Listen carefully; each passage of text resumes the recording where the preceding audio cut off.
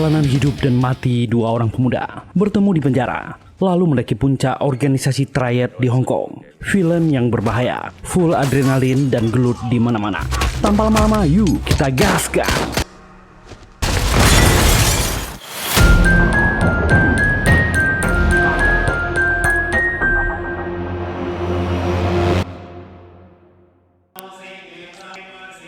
Di sebuah rumah mewah seperti kuil wilayah Laika, Thailand, banyak penjaga bersenjata di depan. Orang ini bernama Bos Cacae dan orang berdiri bernama Bao, ketua Triad dari Hong Kong. Keduanya adalah gembong antar negara. Hari ini mereka akan melakukan transaksi, tapi Cacae menduga Bao mengkhianatinya, memotong jalur distribusinya. Ini Laika, bukan Hong Kong. Bao ditodong pistol. Di sebuah rumah kayu mewah tak jauh dari sana, seorang wanita sedang disiksa. Pria ini bernama Trung, tangan kanan Cacae. Anak buahnya mendengar keributan dan memeriksa. Seorang pria dengan cepat dan ganas menyerang mereka.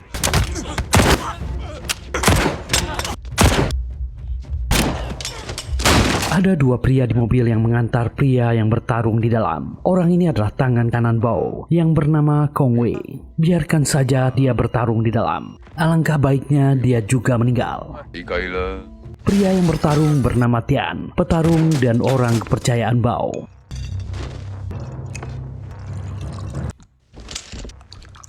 Trung mulai menembak dan Tian menghadapi lawan yang seimbang.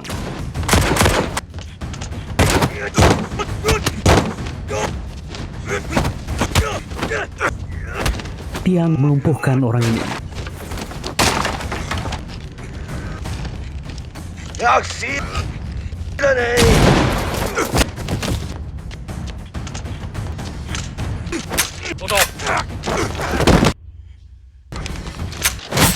Ternyata inilah rencana Bao. Dia membongkar pengkhianatan yang dilakukan anak buah Cacae. Trung bekerja sama dengan petugas kepolisian, mencuri narkoboy darinya, menyelundupkan dengan petugas kepolisian. Bao punya buktinya. Trung yang terdesak menghabisi bawahannya.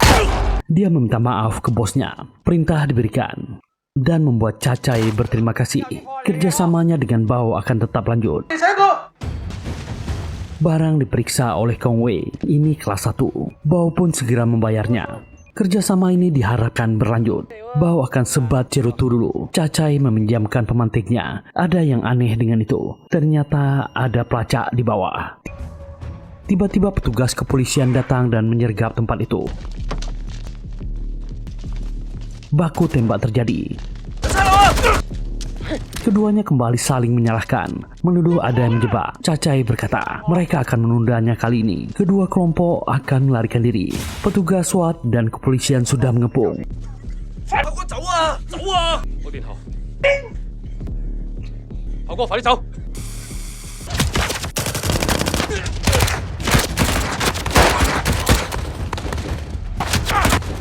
Tian berusaha mencari jalan keluar.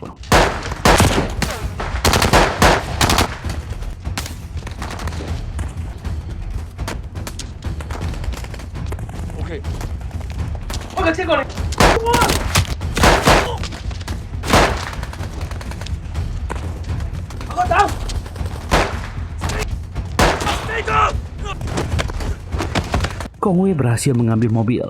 Tian pun bertemu dengan bos Bao. Mereka akan melarikan diri.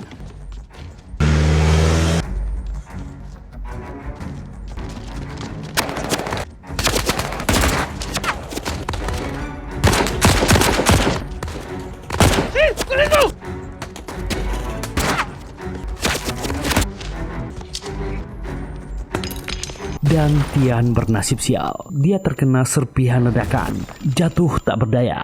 Bao ditodong kapten polisi. Kong Wei segera datang.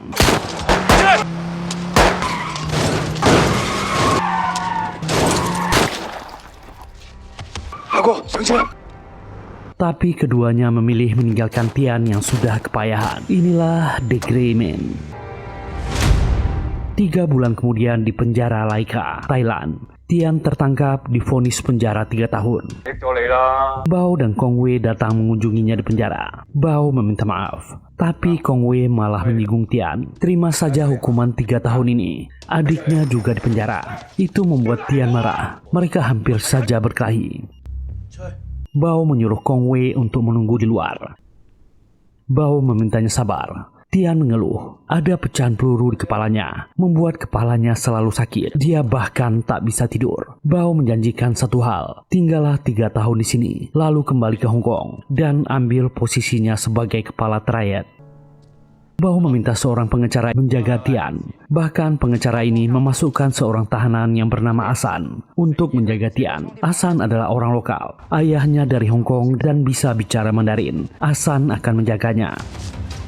Asan selalu diberi uang oleh Tian. Dia selalu berkelahi di penjara sesuai perintah Tian. Asan jugalah yang memasok obat pereda nyeri untuknya. Sakit kepalanya tak pernah hilang, membuat Tian kesulitan tidur.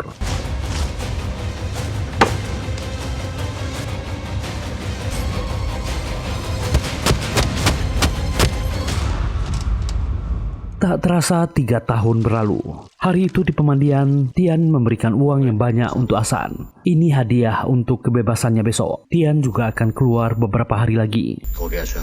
Tiba-tiba kepala Tian sakit. Asan akan mengambil obat untuknya. Beberapa orang masuk ke pemandian. Dan mereka menyerang Tian.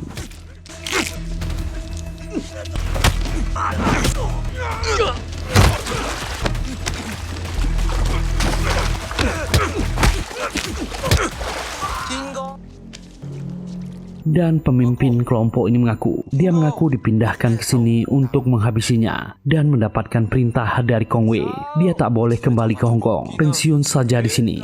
Tian menahan sakit kepalanya. Untunglah Asan datang dan dia segera menyerang. Tian pun menghabisi orang tadi.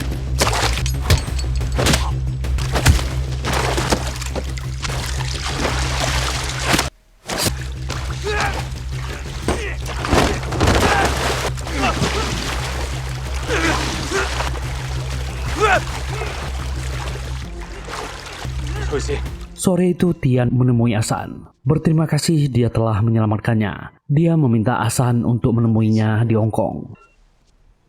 1 bulan kemudian, kota Laika. Kedai kecil ini milik kakak Asan yang bernama Ame. Dia berjualan Hainan Rice. Asan sekarang membantu di kedai kecil kakaknya ini.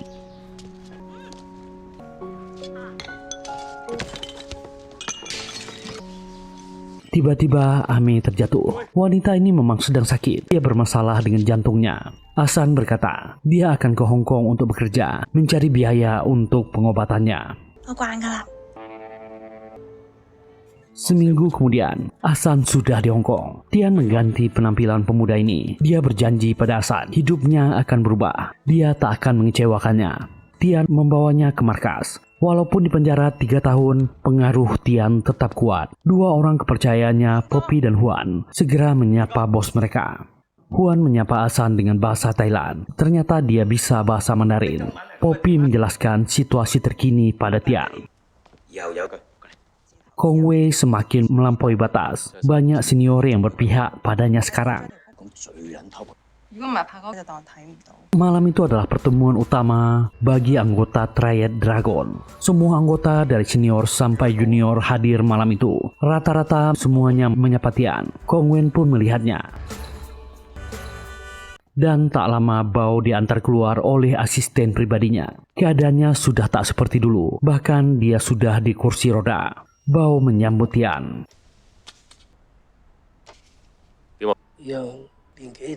Tapi Kong Wei langsung menghina Tian. Apa dia hidup dengan baik di penjara? Tian langsung menyinggung orang yang dia kirim di penjara sudah dia bereskan. Kong Wei menyerangnya. Asan langsung mencegahnya. Triad Dragon sudah berdiri puluhan tahun. Bao mewarisi ketua Triad dari kakaknya Deng. Kerukunan adalah hal utama. Persatuan adalah wajib, tapi kesehatannya semakin memburuk. Bao akan mewariskan posisi ketua Triad, tapi dia ingin mendengar pendapat para dewan senior. Salah satu dewan ingin Kong Wei yang menggantikannya. Dia punya wilayah dan transaksi terbanyak. Bahkan dia juga ikut mengamankan kesepakatan narkoboy dengan Cacai dari Thailand. Tapi pendapat dewan terbagi. Tian juga berhak, dia sudah berkorban selama 3 tahun di penjara. Pendapat terbagi 2. Ada kelompok gangster kuat di Hong Kong yang dipimpin oleh Rattlesnake, dan Kong Wei lah yang punya hubungan baik dengan orang itu, membuat mereka bisa berbagi wilayah, walau harus menyetor 20% buat kelompok Rattlesnake. Kong Wei juga menegaskan, jika dia memimpin, Rattlesnake tak akan mengganggu wilayah mereka. Kong Wei berjanji akan memberikan segalanya untuk Triad Dragon.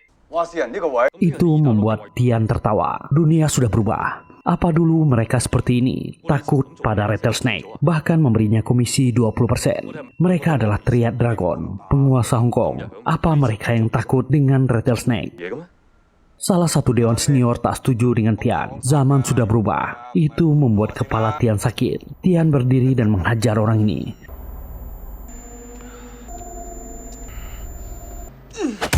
Seharusnya Rattlesnake lah yang cemas dengan mereka. Tian berjanji dia akan menghancurkan kelompok ini, Bao pun setuju. Mereka harus memberikan Tian kesempatan, biarkan dia mencoba. Tian berkata, setelah dia membereskan kelompok Rattlesnake, barulah posisi pemimpin bisa diputuskan. Di kediamannya, Tian meminta Poppy beritahu Rattlesnake untuk menemuinya. Jika dia tak mau bicara, barulah kita bertarung. Malam itu Asan masuk ke kamar mandi. Dia sengaja menghidupkan semua keran air. Barulah dia menelpon. Dia mendapat kabar kakaknya telah masuk rumah sakit. Dan Asan juga memberi info Tian bertarung untuk posisi pemimpin Triad. Dia juga sedang mengincar geng Rattlesnake. Asan berkata dia tak bisa sering menelpon. Ternyata Asan adalah petugas yang menyamar. Atasannya memberi pesan, dia tak boleh memakai uang yang diberikan Tian. Membuat Asan marah. Dia menyamar karena kakaknya sakit. Dia butuh uang itu untuk biaya pengobatan. Tapi atasannya segera menutup telepon. Inilah orang yang memimpin operasi ini, Inspektur Q. Di sebuah tempat, orang inilah yang bernama Rattlesnake. Dia sangat suka judi balapan kuda. Hari itu, Tian datang menemuinya. Tian menyampaikan Triad Dragon tak bisa memberinya komisi 20% lagi. Orang ini mengejek Tian. Barangnya melewati dermaga miliknya, tapi dia menolak memberi komisi. Apa penjara membuat otaknya tak jalan. Rattlesnake menunjukkan kuasanya. Dia menghukum koleganya yang mengkhianatinya. Tian dan orang-orangnya cuma diam.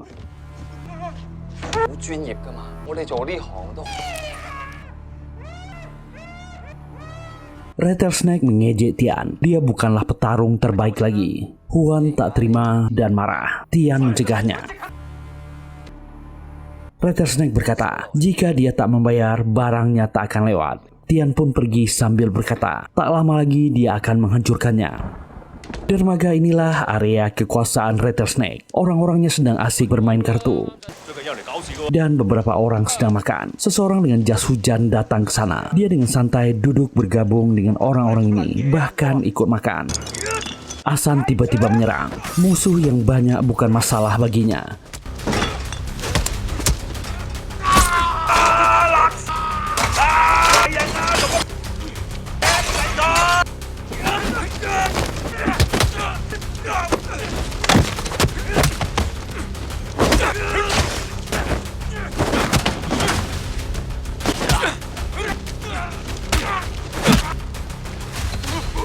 Pria ini meminta Asan berhenti. Asan malah menyuruhnya panggil semua anggotanya ke sini. Asan dengan santai menunggu di sana. Tak lama semua anggota Rattlesnake datang. Orang besar ini bernama Manba, orang kepercayaan Rattlesnake. Mereka mengepung Asan, menghinanya karena hanya sendiri. Tapi bantuan datang. Beberapa mobil datang ke sana. Itu anggota Triad. Tian sendiri juga hadir.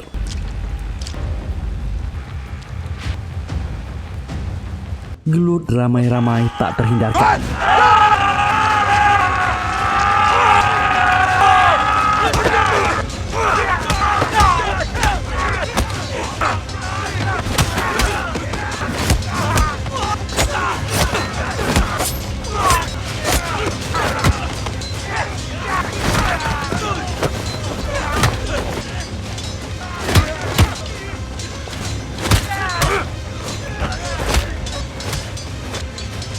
Akhirnya Tian turun tangan. Manba dihabisi.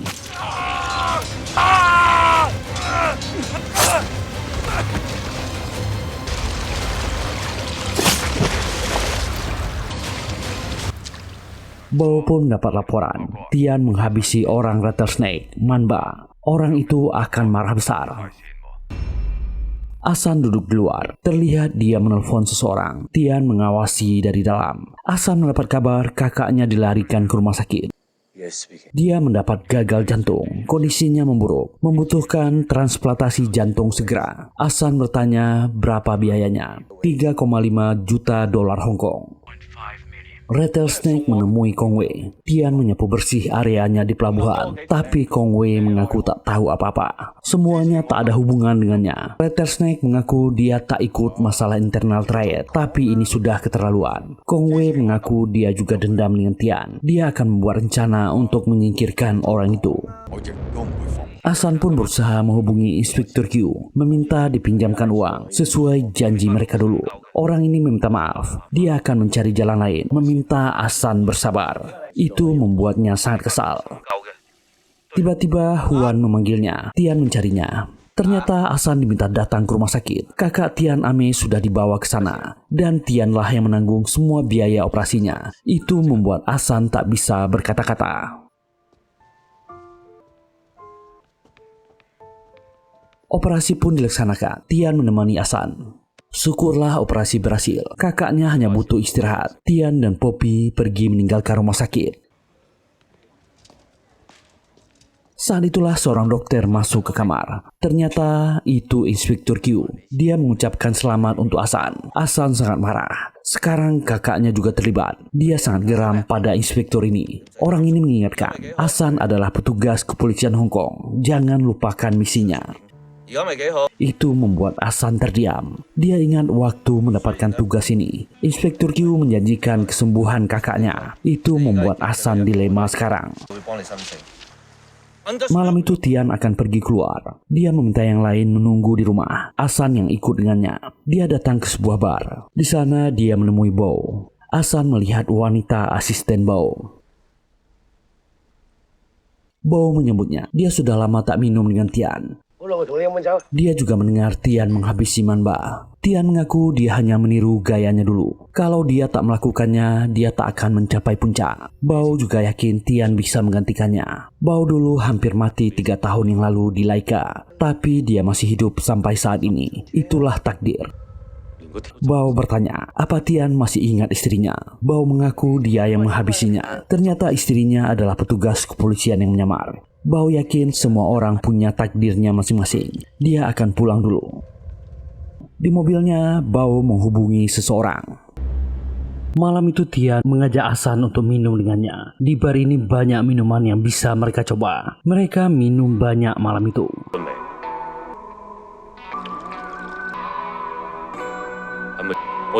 Bercerita tentang masa depan menjadi triad.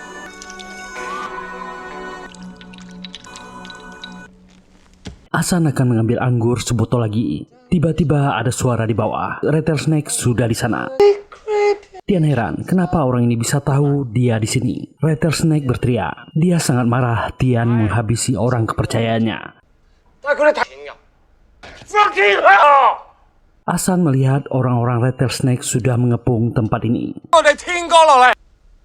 Tian diserang. Dia mendapat lawan yang cukup berat, apalagi dengan kondisi kepalanya yang sakit. Suntik itu berisi bius.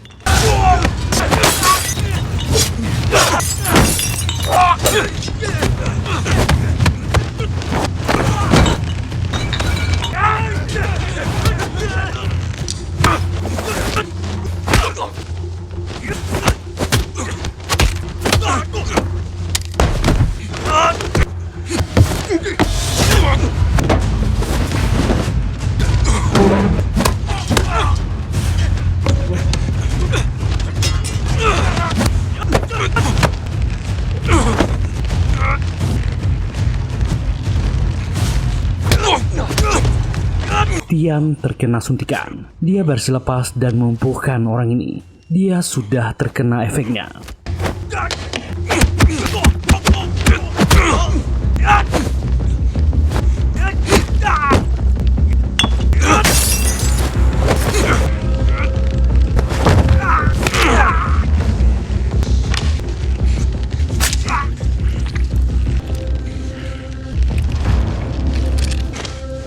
Hasan juga bertarung di bawah. Orang-orang ini bukan lawan Hasan.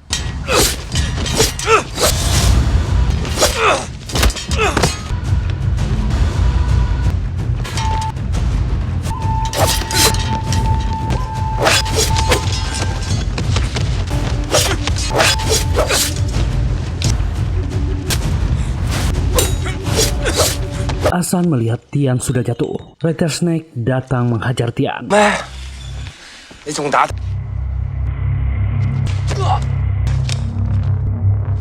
Hasan segera membantu, tapi orang ini dengan curang membokong Hasan. Tian kehilangan kesadarannya.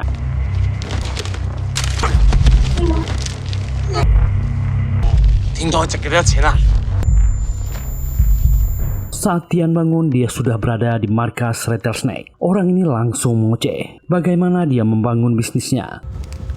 Dia melakukannya sangat lama. Tiba-tiba Tian datang menghancurkan dermaganya. Tian malah mengejek Rattlesnake. Itu risiko menjadi gangster. Harusnya Rattlesnake belajar saja. Orang yang marah ini meminta anak buahnya memegang Tian. Rattlesnake mengambil salah satu jarinya.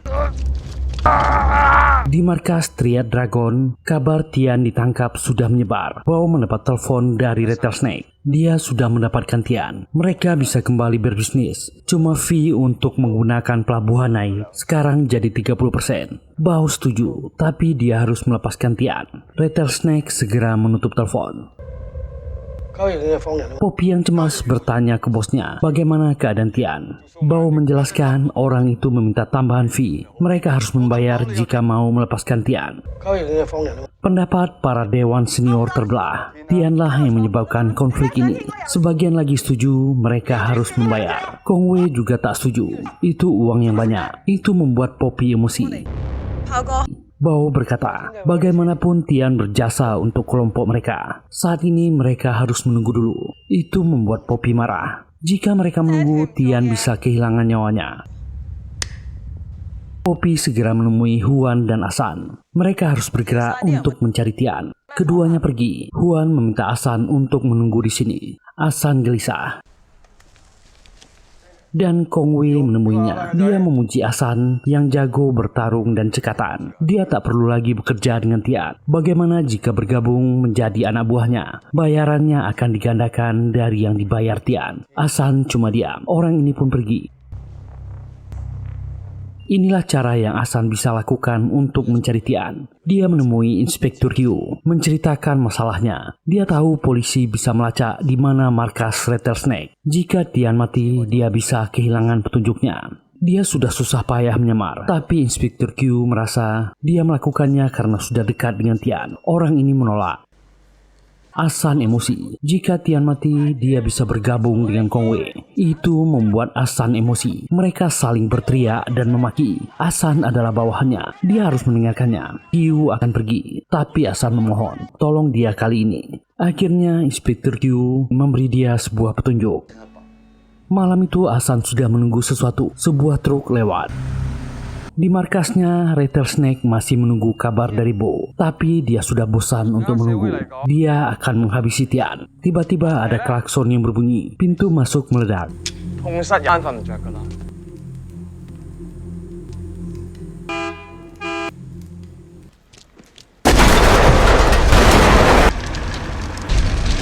Sebuah truk masuk. Anak buah Rattlesnake waspada. Hasan dengan santai turun dari truk. Dia mengejek Rattlesnake. Inilah kartu yang Hasan punya.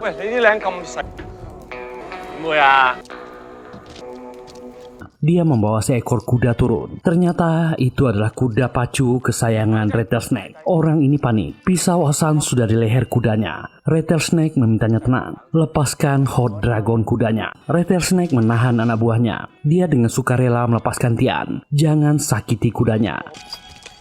Keduanya segera kabur dari sana. Hasan sebelumnya sudah mengirim lokasi ini pada Poppy dan Huan. Ternyata Hasan dan Tian tak bisa kabur lebih jauh. Mereka terpaksa bertarung. Dengan barbar mereka menghabisi orang-orang Rattlesnake.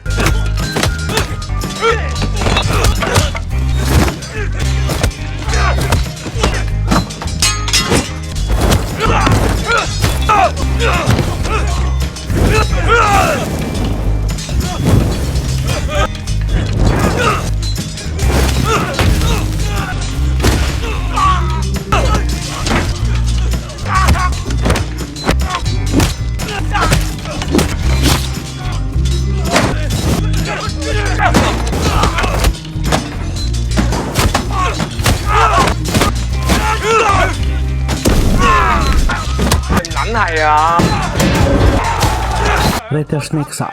Orang-orangnya tak bisa mengalahkan dua orang. Walau sudah dikepung, keduanya tetap melawan. Karena lawan terlalu banyak, keduanya mulai kesulitan. Saat itulah Poppy dan Huan datang.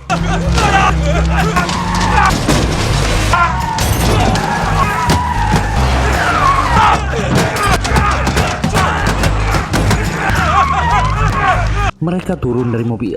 Huan dan Poppy turun dengan pistol di tangan. Mereka menghabisi anak buah Rattlesnake. Huan berteriak, "Di mana dia Rattlesnake?" Tiba-tiba orang ini muncul dan menembak Huan. Huan kepayahan dan jatuh.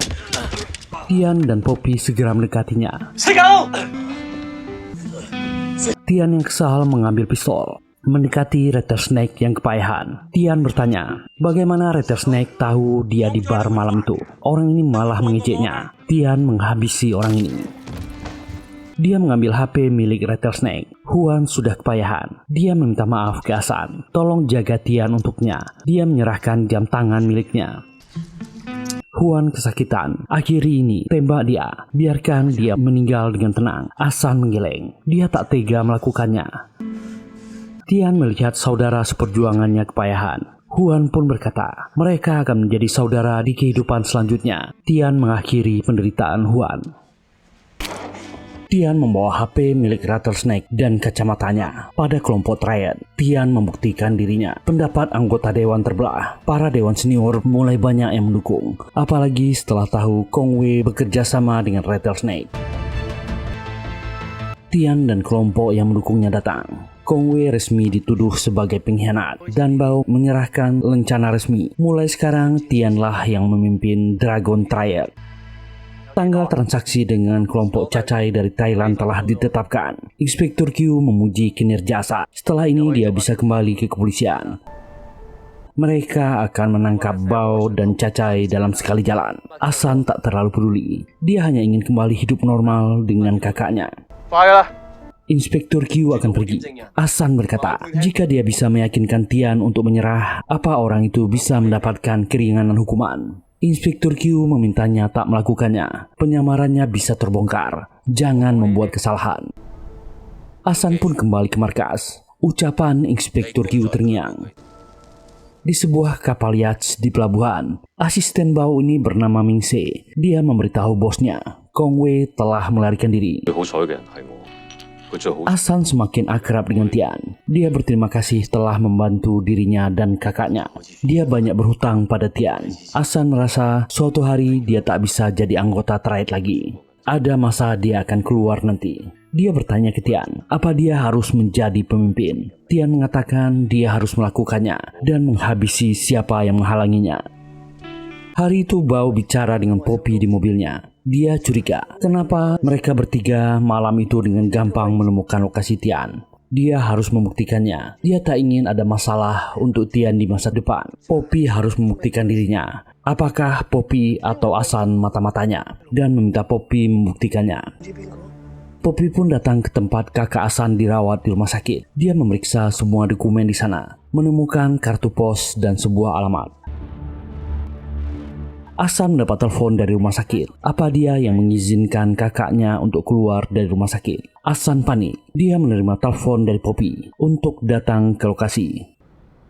Poppy dan Ame sudah berada di apartemen di alamat kartu pos. Hasan berterima kasih sudah membawa kakaknya jalan-jalan, tapi dia harus membawa kakaknya kembali ke rumah sakit. Poppy menunjukkan sebuah dokumen. Dia menemukannya di sini. Itu surat keterangan Hasan pernah masuk akademi kepolisian. Poppy langsung menuduhnya. Apa dia agen yang menyamar? Gadis ini menodongkan pistolnya ke Ame. Hasan beralasan, dulu dia pernah masuk, tapi dia segera keluar karena ingin mencari uang untuk pengobatan kakaknya. Poppy menodongkan senjatanya, bertanya siapa dia. Ame langsung ingin melindungi adiknya.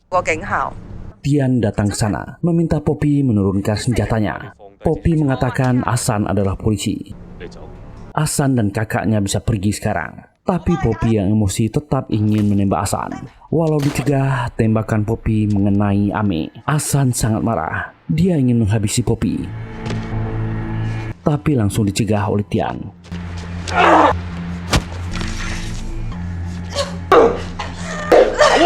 Poppy segera melarikan diri. Ternyata Ame masih bisa bicara. Asan meminta Tian pergi. Ame meminta maaf. Dia telah melakukan segala cara untuk mengobatinya. Dia sungguh bahagia. Gadis ini pun meninggal.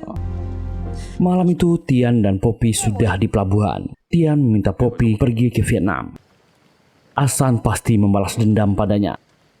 Dan benar saja, Asan sudah menunggunya. Poppy meminta maaf, dia tak bermaksud melakukannya. Asan berkata, gigi dibalas gigi, nyawa dibalas nyawa. Saat itulah Bao dan orang-orangnya datang, bertanya ada apa ini.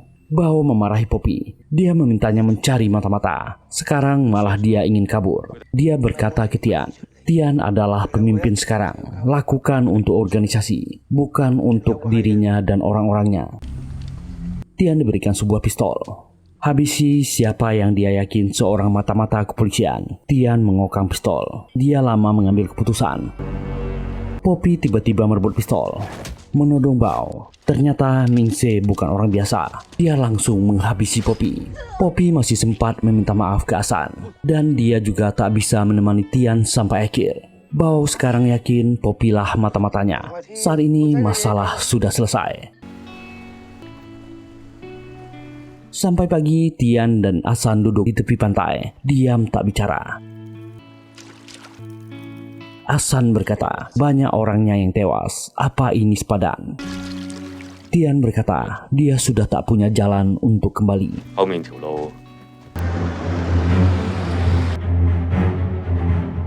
Kota Laika, Thailand. Petugas gabungan antara Hong Kong dan Thailand sudah bersiap. Hari itu mereka akan melakukan operasi khusus. Puncak dari misi selama ini. Target mereka hari ini adalah Bao, gembong terakhir Hong Kong, dan Cacae dari Thailand. Inspektur Q memberi instruksi. Penangkapan kali ini harus berhasil. Mereka bergerak. Di sebuah bengkel pinggiran kota, Bao, Tian, dan bawahannya sedang menunggu instruksi lokasi dari Cacae. Telepon berbunyi. Orang ini meminta Bao ke Hotel Letana.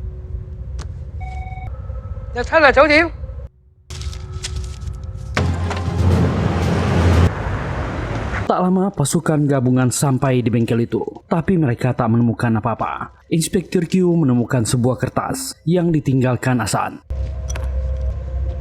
Kedua bos ini saling menyapa. Tian memeriksa barangnya, itu bagus. Bao meminta Mingse melakukan pembayaran. Cacae sangat senang berbisnis dengan Bao. Pembayarannya selalu lancar. Cacae sengaja duduk di atas menunggu pertunjukan selanjutnya.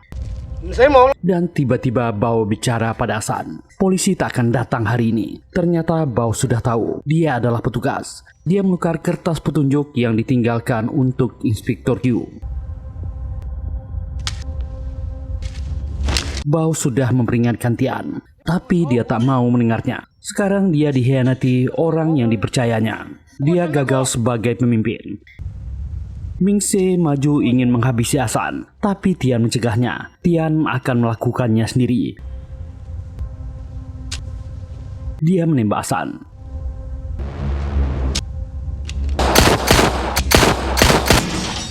Bao bertepuk tangan. Tian telah dijadikannya pemimpin, tapi dia tak cocok. Sebenarnya orang ini telah menipu Tian. Dia tak pernah benar-benar sakit. Bao bangkit dari kursi rodanya.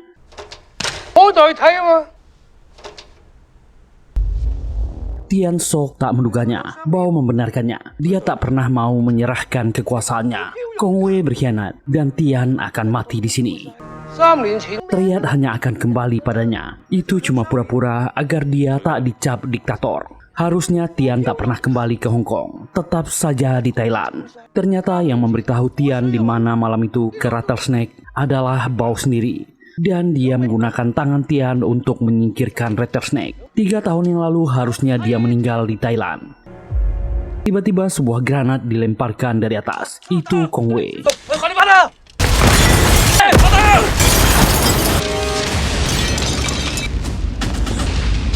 Baku tembak terjadi.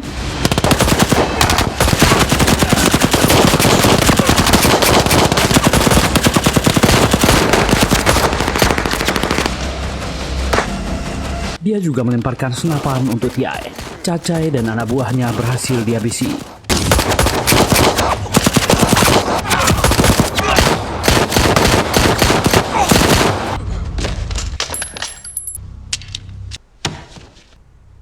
Kong Wei menyapa Bao. Ternyata dia tak sakit. Dia tak pernah menyangka Bao dengan kejam menggunakan anak buah untuk kepentingannya sendiri. Jika dia tak bersaing dengan Tian, Kong Wei mungkin juga sudah dibunuh. Dan Tian mengaku dia tak pernah menghabisi adik Kong Wei. Ternyata Bao lah pelakunya. Kong Wei tak menyangka Bao sangat licik, bahkan menghabisi anggota triad sendiri. Bao mengaku dia tak menyesal melakukannya. Kakinya ditembak Kong Wei. Dan tiba-tiba Ming Se bangkit lalu menghabisi Kong Wei.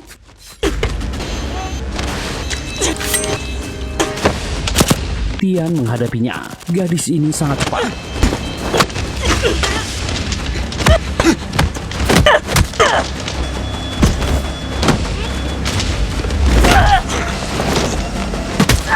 Tian jatuh.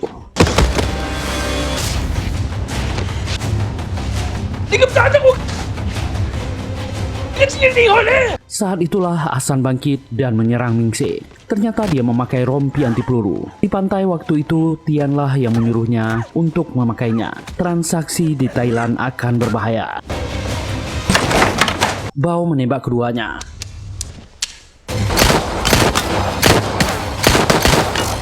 Dan Hasan menyerang orang ini. Dia segera mengambil HP Bao, mengirim pesan ke Inspektur Yu. Ming Se yang bangkit dihabisi oleh Tian.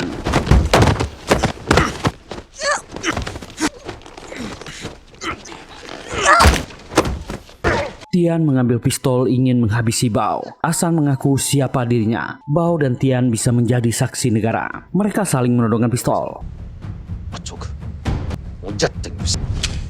Tian menembak kaki Hasan. Bao memohon ampuni dia. Hasan meminta Tian jangan melakukannya. Bao kembali meminta ampun. Dan tiba-tiba Tian mengatakan hal yang mengejutkan. Dia menembak Bao. 3 tahun yang lalu, dia hampir saja mati di Thailand. Bahkan sahabatnya juga tewas di sana gara-gara Bao.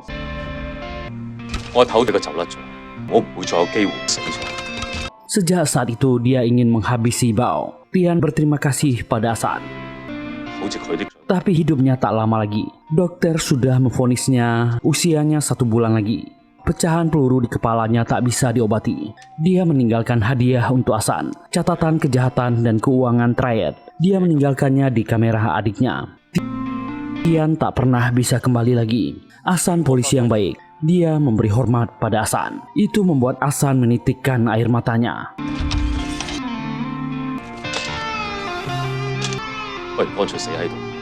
Pasukan SWAT dan kepolisian tiba. Tian diminta menyerah. Dan dia mengumpulkan seluruh tenaganya. Lalu berteriak, Tian adalah petugas kepolisian dari Interpol. Inspektur Q meminta semuanya berhenti.